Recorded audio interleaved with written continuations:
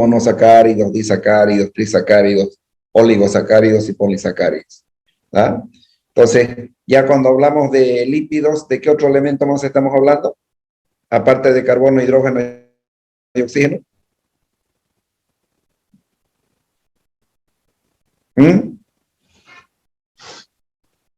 ¿Se acuerdan de bioquímica?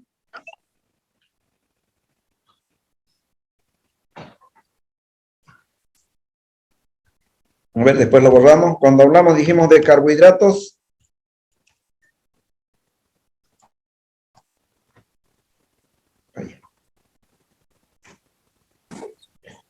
O hidratos de carbono, los que conforman son carbono, hidrógeno y oxígeno. Nada más, esos tres elementos forman los carbohidratos. Cuando hablamos de lípidos,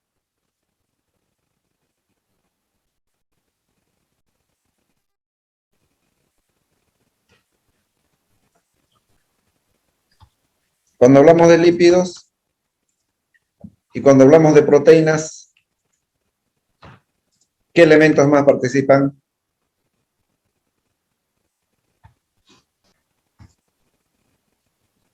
Este también tiene carbono, ¿verdad? También tiene hidrógeno, oxígeno. ¿Qué más? Caramba.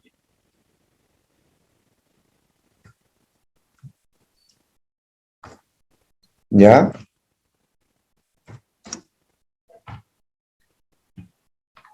¿Y las proteínas? Falta una E, ¿no? Fósforo, hierro y magnesio, creo, doctor.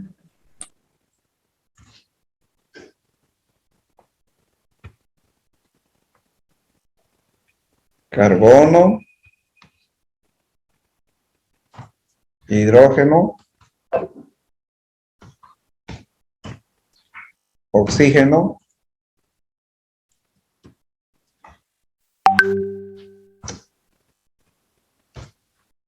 nitrógeno, ¿verdad? Y fósforo. Ahí. Ahora sí. ¿Ok? Entonces, por eso hablamos de la química del carbono. Todos tienen carbono. ¿Y por qué tienen carbono? ¿Por qué no otro elemento?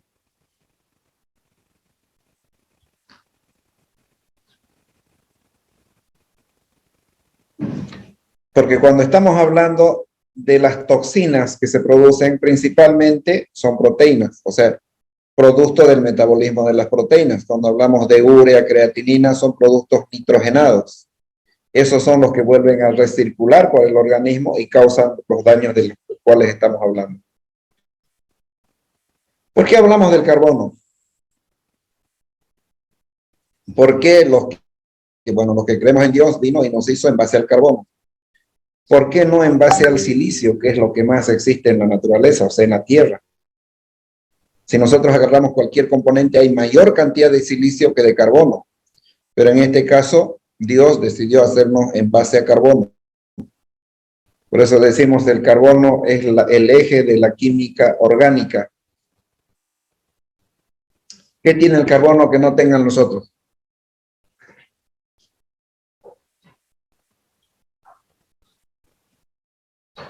¿Qué se acuerdan de bioquímica? Bueno, primero es un elemento bastante pequeño. Pero lo que le hace que sea el eje de toda la química orgánica es que puede unirse con elementos electropositivos y electronegativos, como son el hidrógeno y el oxígeno, ¿verdad? Y formar redes, anillos, enlaces simples, enlaces dobles, ¿verdad? Entonces, a partir de eso, nosotros reconocemos al carbono como el eje de la química orgánica. ¿Bien? Entonces, para hablar de este proceso de digestión, lógicamente que nosotros hablamos de compuestos bastante grandes. Si hablamos de carbohidratos, ponemos a la boca un polisacárido. Y después de ese proceso de digestión en el estómago queda como monosacárido. ¿Sí? Si queremos ponerle nombres, cuando hablamos de monosacáridos, hablamos de homopolisacáridos y hablamos de heteropolisacáridos, ¿ya? Pero Generalmente cuando hablamos de los homopolisacáridos, están formados por una sola molécula de monosacáridos, entonces son cadenas de glucosas. Si las cadenas de glucosa son alfa, hablamos de almidones. Si las cadenas de glucosa son beta, hablamos de celulosa.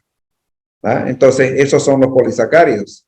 Entonces, los monogástricos como nosotros, ¿ah? El cerdo, el pollo, el humano, el perro, el gato, ponen un polisacárido, en este caso, un almidón a la boca, y en ese proceso de digestión, en el estómago se convierte en monosacárido. Y este monosacárido es una alfa-glucosa. Los poligástricos ponen celulosa, ponen pasto, o sea, toda la materia verde a la boca. Después de ese proceso de digestión, ellos tienen un proceso diferente, por eso pueden romper los enlaces beta, ¿verdad? Son glucosas beta, pero además están en silla de montar y son enlaces cis, ¿verdad? Entonces ellos pueden convertir ese material verde que tenemos afuera, que son celulosas, lo pueden convertir en glucosas, pero en este caso se rompen las glucosas en beta-glucosas, pero también se llama monosacárido. Okay. Lo mismo pasa con las proteínas. Nosotros ponemos una proteína, las proteínas son macromoléculas, o sea, de bastante peso molecular, bastante grandes. Después de ese proceso de digestión, se convierten en aminoácidos, porque son miles de aminoácidos que están unidos uno tras otro. ¿Ah? Entonces, elementalmente, ¿qué tienen esas proteínas? Estamos viendo aquí carbono, hidrógeno, oxígeno, nitrógeno y fósforo. ¿Ah? O sea, son productos nitrogenados. ¿Sí? Y cuando hablamos de los lípidos, nosotros ponemos lípidos a la boca y después de ese proceso de digestión se convierten en ácidos grasos libres. ¿Ah? Nosotros podemos poner un triglicérido a la boca y después de ese proceso de digestión se va a convertir en monoglicérido. ¿Ah? Entonces estamos hablando de ácidos grasos más glicerol. Eso es lo que ustedes han visto en bioquímica. ¿Ya? Entonces, este es el primer proceso. Este proceso podemos marcarlo, si quieren, como el número 1. ¿Ya? Entonces, un proceso de digestión. Luego de esa digestión, vamos a suprimir esto, ¿ya? Viene un segundo proceso que se llama, dijimos, absorción.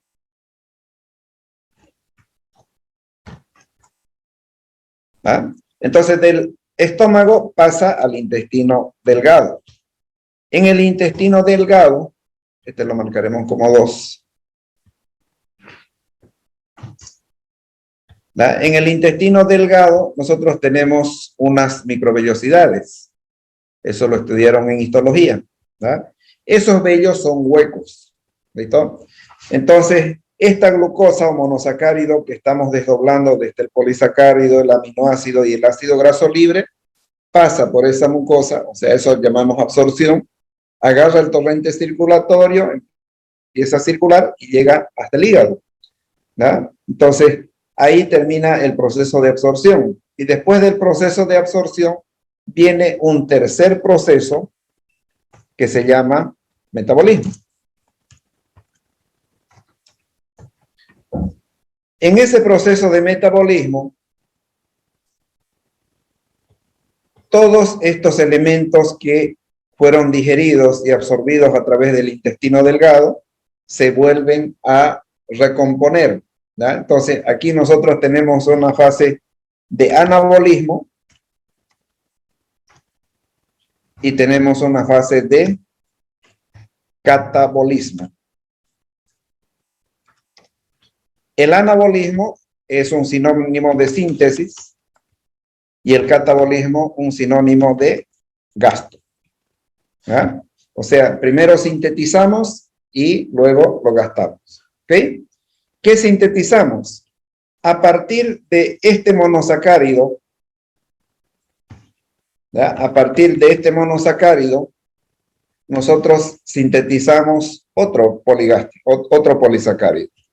¿Ya? Que en este caso,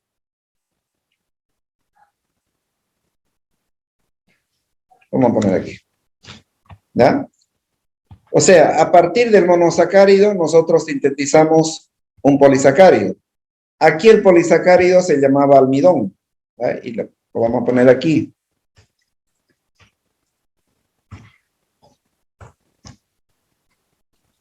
Y aquí el polisacárido se llama, ¿qué se llama? Almidón. ¿Qué se llama? No. ¿Qué se llama lo que se forma en el hígado? Glucógeno. Glucosa. Glucosa. Glucógeno. La glucosa es monosacárido. A partir de esta, esto sí es glucosa, aquí, ¿ya? Ese monosacárido es glucosa. ¿Sí? Entonces, a partir de esa glucosa, nosotros formamos un polisacárido que ya no se llama almidón, como en este caso, sino se llama glucógeno. ¿Ya? Entonces, ese glucógeno es la reserva de energía que tenemos dentro del organismo. ¿Dónde se almacena? En el hígado. Si seguimos nosotros consumiendo carbohidratos, se llena ese depósito que se llama hígado y se almacena en los músculos. ¿Ya? Y si se llenan los depósitos de los músculos, esto se convierte en tejido adiposo, en grasa. ¿Ya? Entonces, ¿dónde se acumula la grasa? En el abdomen y como grasa perirrenal, o sea, alrededor de los riñones. Entonces, si nosotros comemos grandes cantidades de carbohidratos, esos carbohidratos primero se van a convertir en glucógeno, que es una reserva energética, y cuando tengamos suficiente reserva energética, eso se convierte en grasa, ¿verdad? Y esa grasa no vuelve a ser energía. O sea, los gorditos, los que tienen grasa en el abdomen, no es que tengan reservas energéticas. Eso no se vuelve a descomponer, porque después tenemos que hacer un gasto, ¿verdad? ¿Qué significa ese gasto? Que vamos a tener que utilizar este glucógeno. Entonces, cuando dejamos de hacer un consumo de alimento y nuestro organismo necesita energía, definitivamente el glucógeno va rompiendo los enlaces y va liberando glucosa. ¿Va? Entonces, vamos liberando glucosa y eso es lo que nos da energía para hacer las actividades que hacemos todos los días. Lo mismo pasa con los aminoácidos. ¿Va? Llegan los aminoácidos al hígado y se convierten en proteínas. Entonces, esos aminoácidos, en sentido contrario, se convierten en proteínas. Estos ácidos grasos se convierten en lípidos. Entonces, esto se convierte en esto. ¿Ok? Entonces, esto se llama anabolismo. A partir de los monosacáridos formamos un polisacárido que se llama glucosa. A partir de los aminoácidos, proteínas, y a partir de los ácidos grasos formamos lípidos. ¿Da? Entonces aquí empezamos otra vez a hacer un gasto. Pero en la formación, o sea, en el anabolismo que estamos hablando, hay moléculas que salen como consecuencia de este metabolismo intermedio. Por ejemplo, cuando yo uno dos glucosas, ¿da? Como resultado tengo agua, una molécula de agua. Lo mismo pasa cuando uno los ácidos grasos libres, ¿sí? Pero cuando uno dos aminoácidos, voy a tener productos nitrogenados que están siendo eliminados de esa cadena. ¿Ah? Entonces, estos productos nitrogenados, que generalmente son urea y creatinina, deberían ser eliminados a través de los riñones. ¿Ah? Entonces, si tenemos una disminución de un gasto cardíaco o unos riñones que no son funcionales, no se puede eliminar. ¿Ah? Entonces, empieza a recircular por la sangre y eso es lo que nos va a terminar dañando las partes internas de las arterias y de las venas y produciéndonos ese cuadro que nosotros conocemos como trombosis. ¿Ah? Pero no solamente esto, sino que va a dañarnos todos los otros sistemas, como vamos a ver ahora en la clase de patologías del sistema renal. ¿Listo? ¿Alguna pregunta? ¿Así es como llevaron bioquímica o no? O se las estoy charlando, che.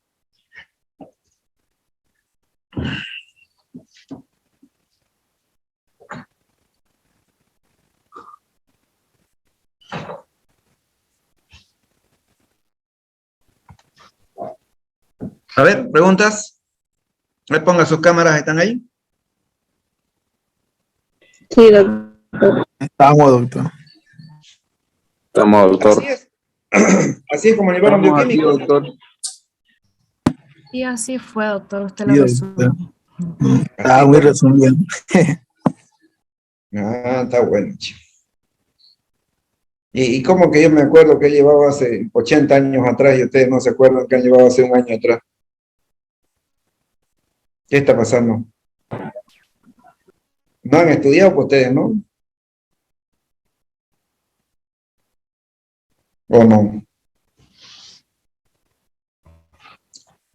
¿Alguna pregunta o comentario sobre esto? Porque ahora, con ese análisis, vamos a empezar a hablar de patología del sistema renal.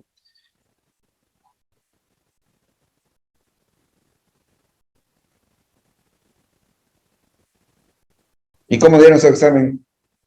¿Estaba fácil o difícil?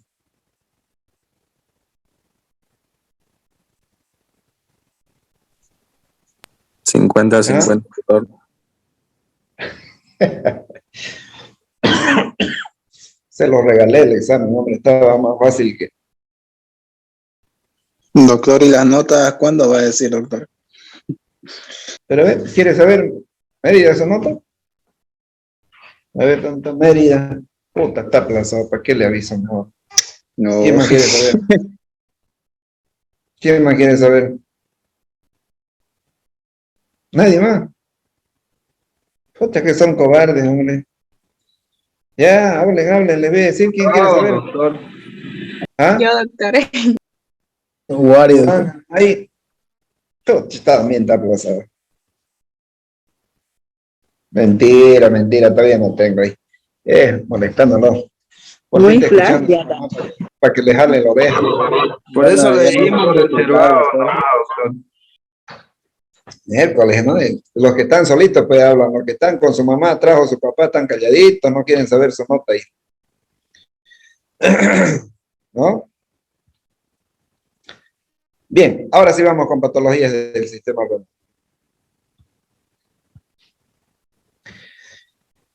Bueno, ya nosotros hablamos de lo que era insuficiencia, o sea, del término de insuficiencia. ¿Ya? Hemos dicho que un órgano insuficiente es el que no es capaz de cumplir las funciones para las cuales están hechas.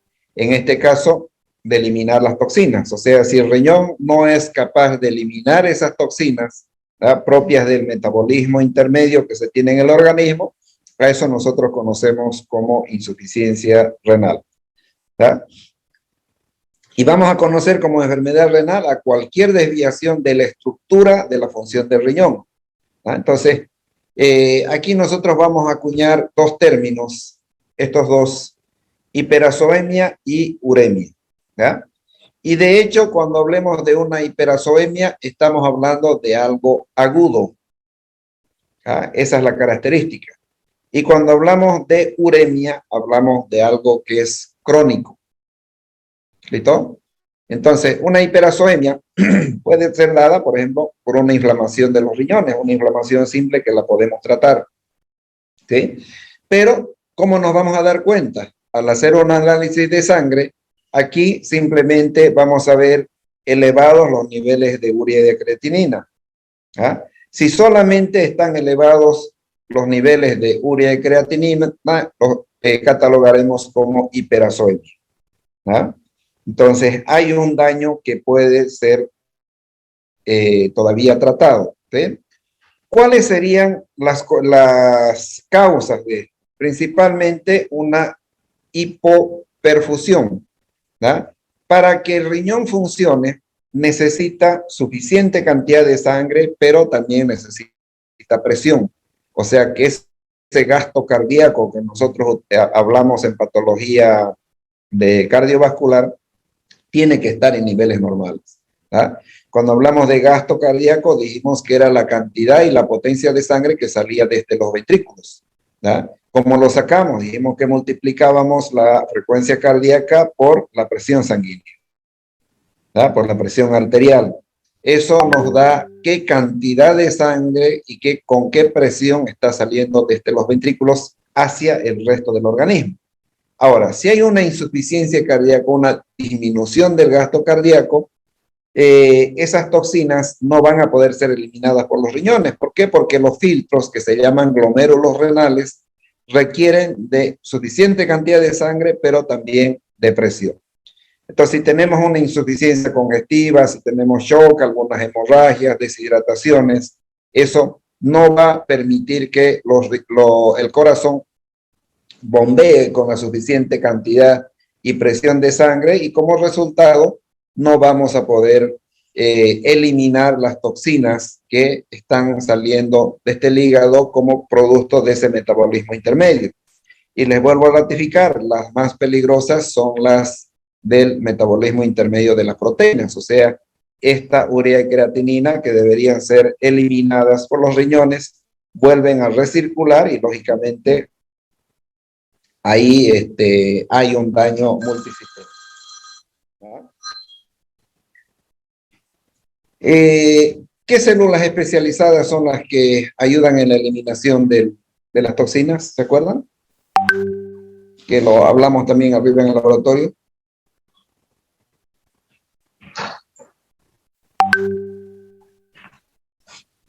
Que están, dijimos, en la membrana de los glomérulos. Los podocitos, ¿verdad? Entonces, los podocitos son los encargados de atrapar las toxinas y eliminar a través de la orina. Bien, entonces aquí hablamos de un daño agudo. Cuando hablamos de un daño crónico, o sea que ese animal está con esa insuficiencia cardíaca por mucho tiempo, ¿verdad? O puede haber algún problema en algún otro órgano que haga que haya una disminución del gasto cardíaco. Ya cuando hablamos de uremia, o sea, cuando pasa de una hiperazoemia a una uremia, no solamente la urea y la creatinina están elevadas, sino que lo primero que vamos a observar es que hay un cambio del pH de la sangre. Pasa de ser ligeramente alcalina a ser ligeramente ácida. Pero además observamos gran cantidad de fósforo en la sangre. O sea, los niveles de fósforo se empiezan a elevar. Cuando hacemos un análisis de sangre y queremos y comparamos la relación calcio-fósforo, más o menos es 2-1 a favor del calcio. Entonces, ¿qué se tiene que eliminar por los riñones? Urea, creatinina y fósforo. Al no eliminarse el fósforo, se empieza a acumular en la sangre. Cuando acordamos hay una relación 1-1. Y cuando acordamos hay más fósforo que calcio. Entonces, eso precipita como fosfatos de calcio que lo observamos en diferentes órganos. ¿Ok? Entonces, además, para que nos quede claro, si nosotros encontramos solamente urea y creatinina, es un cuadro agudo y lo catalogamos como hiperazoemia. Cuando encontramos, además de urea, creatinina, cambio del pH y elevados niveles de fósforo, ahí nosotros la catalogamos como uremia.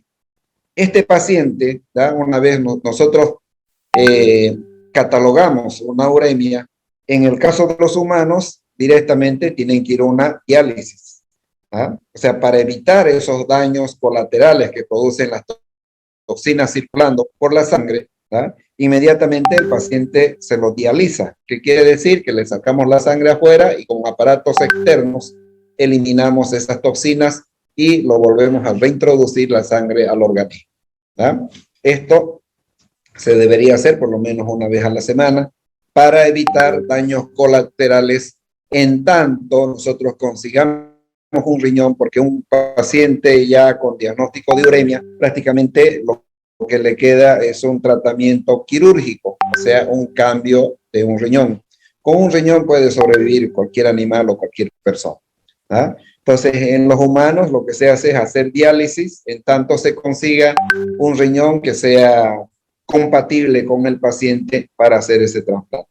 En animales no tenemos dializadores y lógicamente primero está el humano, o sea, para humanos no se puede conseguir, peor vamos a conseguir para animales, ¿verdad? Entonces, simplemente haremos un buen diagnóstico. Esto puede ser muy doloroso, hacerle entender al dueño del animal que es un cuadro primero crónico, que no tiene tratamiento, ¿verdad? Que ya hay cambio en las estructuras, que ya hay cambios en las estructuras de los riñones, o sea, esa histología que ustedes conocen, donde hay glomérulos renales, los túbulos contorneados distales, proximales, desaparecen, ¿verdad? Entonces, prácticamente los glomérulos se ven unos espacios vacíos, lo vamos a ver en el microscopio. Ese es un cuadro crónico, por lo tanto, no vamos a tenerlo a un animal sufriendo, ¿verdad? Entonces, explíquenle bien, muéstrenle todos los análisis, y creo que somos un poco más humanos los humanos con los animales, ¿verdad? Entonces, ese animal hay que dormirlo porque no hay tratamiento, ¿ya? Les vuelvo a repetir, es un cuadro muy crónico, pero además produce mucho dolor en el paciente. ¿Ya? Estamos hablando de una endotoxicosis, o sea, hay endotoxemia, toxinas que están siendo producidas por el propio organismo, que están dañando todos los sistemas, ¿verdad? No solamente vamos a observar trombosis en el sistema cardiovascular, sino que vamos a observar úlceras a nivel del tubo digestivo, empezando de la boca hasta el estómago, ¿verdad? Pero también vamos a observar precipitación de esos fosfatos de calcio que hablamos hace un minuto, que generalmente lo podemos observar en los músculos intercostales, en el hígado, en los pulmones, ¿verdad? Entonces, es un daño generalizado multisistémico que conduce a la muerte del animal o de la persona. ¿Ok? Si hay algo que no esté claro, me dicen.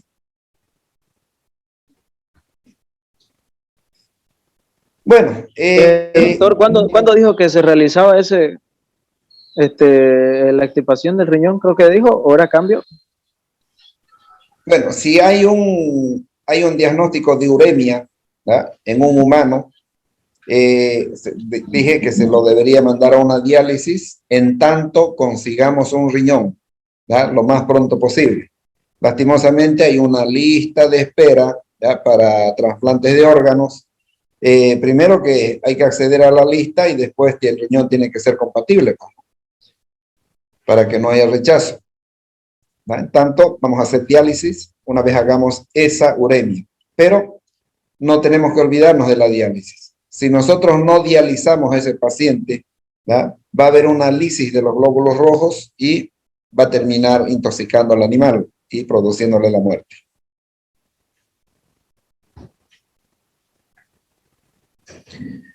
Bueno, cuando hablamos de insuficiencias renales, desde el punto de vista que acabamos de hablar, nosotros vamos a hablar de insuficiencias renales agudas, insuficiencias renales crónicas, ¿verdad? Les vuelvo a repetir, cuando hablamos de insuficiencia renal aguda, eso se produce en un espacio de periodo muy tiempo. Puede haber alguna presencia de una oliguria o anuria, ¿verdad? Entonces, ahí reconocemos que el animal empieza a orinar en menor cantidad o definitivamente no orina, ¿verdad? O sea, se bloquea esa vía, ¿verdad? Entonces, ese es un cuadro agudo, ¿verdad? Lo vamos a catalogar como hiperazoemia y puede tener un pronóstico favorable, o sea que tiene tratamiento, ¿verdad? De repente hay algún urolito, lo que nosotros conocemos como cálculos renales, esos se llaman urolitos, ¿verdad?, que producen una urolitiasis, una inflamación de las vías.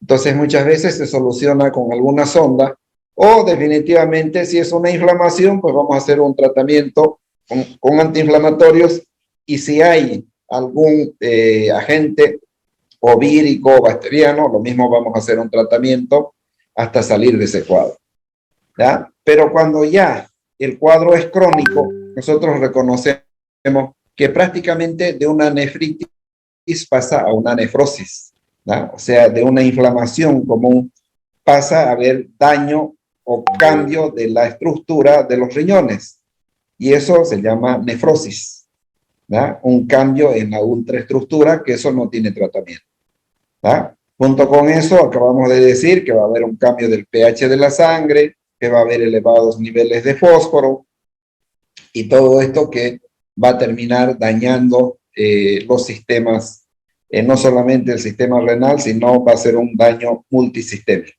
¿Ah? Entonces, la insuficiencia renal crónica se da mucho tiempo, ha pasado mucho tiempo, el animal estuvo enfermo y lógicamente que después de una buena valoración, lo que podremos recomendar es que lo podamos dormir para que no sufra porque no tiene tratamiento. ¿Ah? Definitivamente el tratamiento sería quirúrgico, un trasplante renal, que no lo vamos a hacer en animales. ¿Se puede hacer experimentalmente? Sí. ¿Ah? De hecho, los trasplantes experimentales de los diferentes órganos, generalmente lo hacemos primero en animales y después se lo aplica a humanos. De la niña esta Indira, creo que ya está jovencita, el primer trasplante de hígado que se hizo, los médicos estuvieron practicando aquí en el hospital de animales antes de ese trasplante. ¿Ah? Entonces, tiene que haber una cierta pericia para hacer ese tipo de trabajos. ¿Okay? Bien, nosotros los vamos catalogando de esa forma. Cualquier evolución en la función renal, ¿ya? Hablamos de una etapa de reserva renal disminuida cuando solamente está funcionando el 50% de los riñones, ¿ya? Hay una etapa de insuficiencia renal inicial de 20 a 50, ahí podemos observar ya un cuadro hiperazoémico, o sea, elevados niveles de urea y creatinina, y poliúrico, o sea, el animal orina muchas veces, ¿ya? Durante el día o la noche. ¿Okay?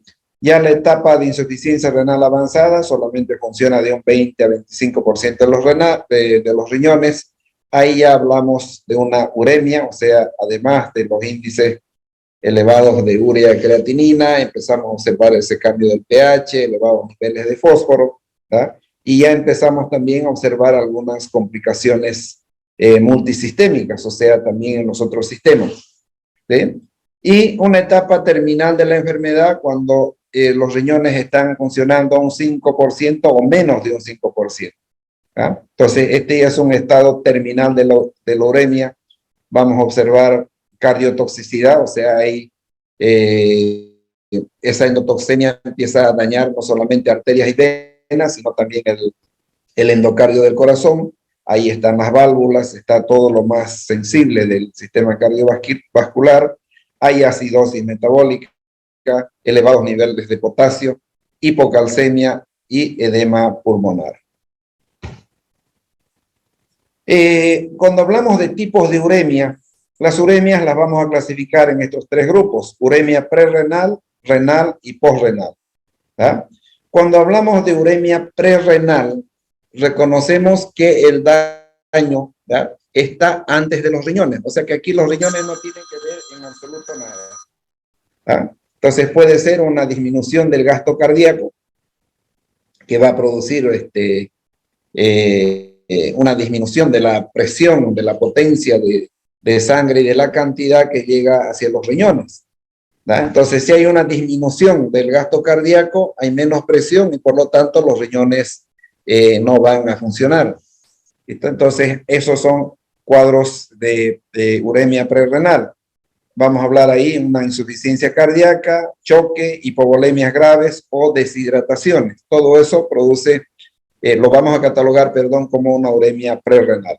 ¿Ah? En una uremia prerrenal también podríamos catalogar algún fallo de los pulmones. ¿Ah? Entonces, si hay fibrosis pulmonar, o sea, si estamos hablando de un cuadro crónico como una tuberculosis, eso también hace que llegue menos cantidad de sangre al corazón. ¿Da? Por lo tanto, los riñones no tienen nada que ver. ¿Listo? O sea, los riñones están funcionando bien. Lo que pasa es que no hay presión y al no haber presión y cantidad suficiente de sangre, no tienen la capacidad de filtración. ¿Sí? Por eso la catalogamos como uremia prerrenal. Las uremias renales son por daños en el riñón.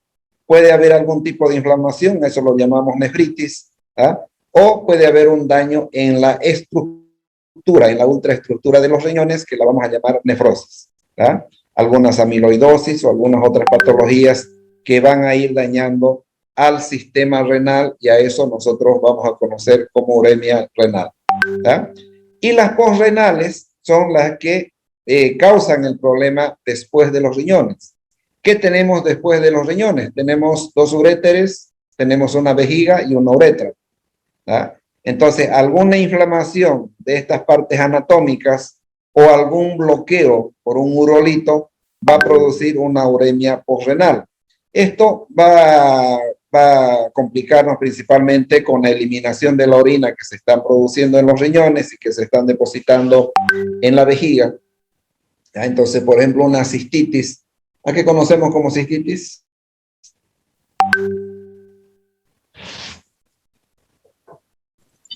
¿A qué estudiaron como cistitis? Inflamación de la vejiga urinaria. Exacto. ¿Ya? Entonces, una cistitis también puede producirnos una uremia posrenal. Todo lo que tenga que ver con los uréteres, vejiga y uretra va a causar una uremia posrenal. Muchas veces, como les decía, simplemente es el bloqueo por algún urolito, que eso se lo puede solucionar con alguna sonda y el animal va a poder vaciar todo lo que tiene en la vejiga. ¿Ok? ¿Alguna pregunta? Uy, carácter.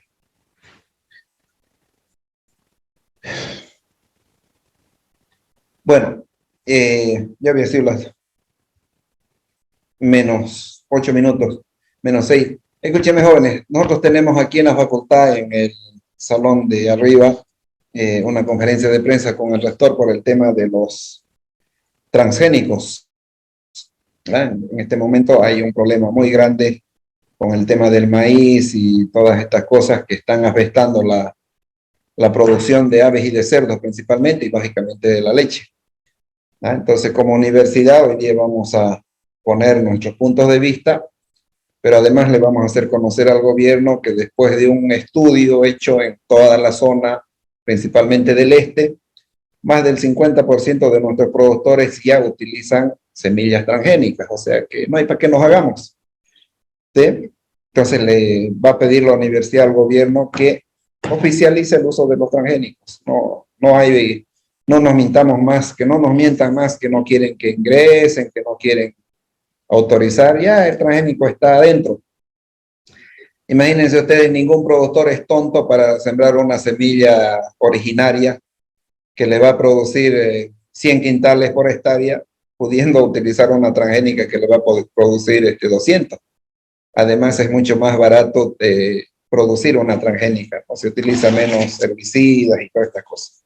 ¿No? Entonces, como universidad, nuestra obligación es esa: hacerle saber que primero el transgénico no causa ningún problema, y segundo que, bueno, si ya se está produciendo, autoricemos de una vez que se oficialice. Para eso es la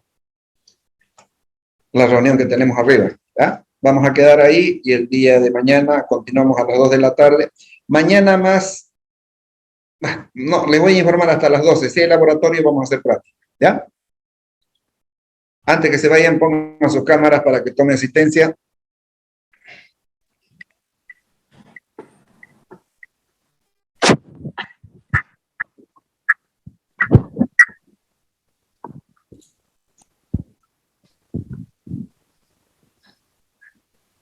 Ya saben, el que no está con cámara tiene falta, ¿no? Después no me van a decir, yo estaba ahí. Ah, está bien, si Utrecht. Ahí va una.